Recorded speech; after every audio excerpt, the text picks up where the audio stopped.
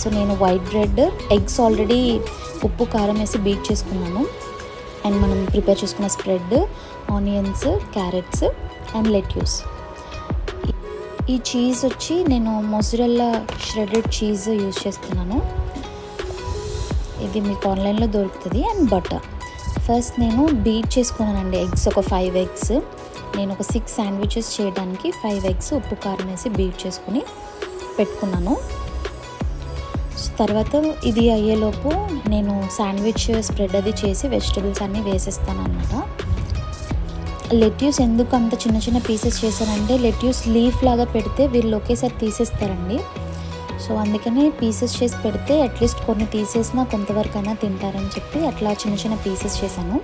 Carrot కూడా actually great చేసేస్తాను, but అలా పీసెస్ చేశాను ఈరోజు.